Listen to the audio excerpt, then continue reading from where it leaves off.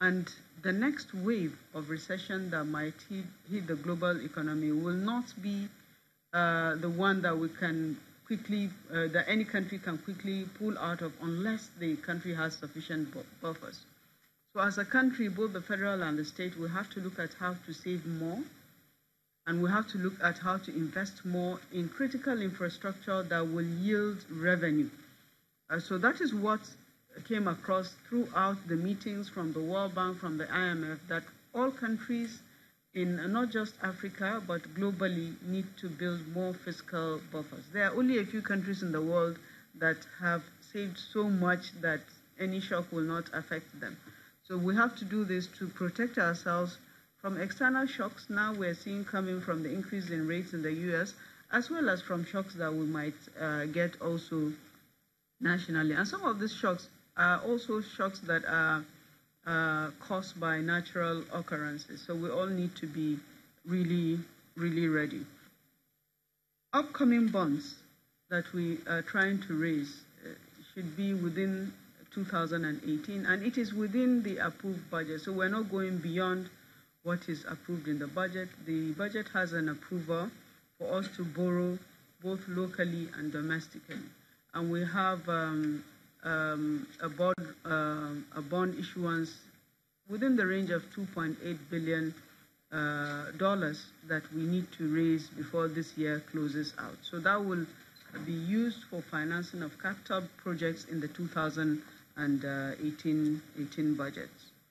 And I think, Leah, you were asking what we're doing to limit the impact of flooding that is currently going on in Nigeria.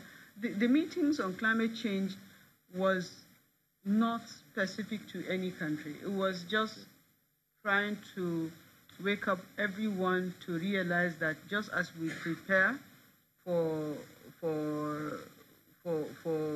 meeting economic challenges, that we also have to prepare for meeting natural disasters that may occur. And we have seen floods occurring in our country time and time again. So what the objective of that is, you don't need to wait until a disaster occurs before you prepare. You need to prepare for it ahead of time, because we know what we're predisposed to. And our country, we're actually predisposed to flood. Some countries are predisposed to earthquakes and disasters. So we are fortunate in our region in Africa that we have very limited natural disasters, but we still need to be more ready to mitigate the whatever losses of lives or property occur from such floods.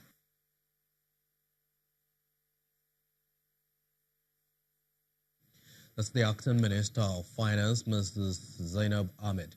So there were two ministers that attended these meetings of the IMF and the World Bank Group in Bali, Indonesia. The second minister is the Senator Udo Udoma, who's the Minister of Budget and Economic Planning, or National Planning now. He is more interested in investments because he was present at a couple of sessions where investments in Nigeria dominated the session, and the worries of investors around the debt levels in Africa, which is becoming worrisome now, was addressed. Let's listen to him.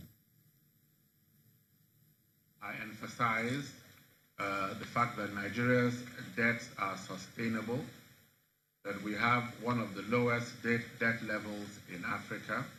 Our debts are 19% of GDP. I informed everybody, as they know, that we are working on increasing our revenues so that we can rely less on debt going forward, which is part of the ERGP. The ERGP says that we will borrow initially to get out of recession, to start growing again, and as our revenues pick up, we will be borrowing less. Then the team met with a number of investors.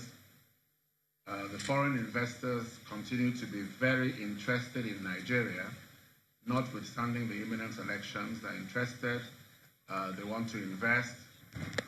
They're impressed by our reduction in inflation from 18.7% to 11.2% by August this year.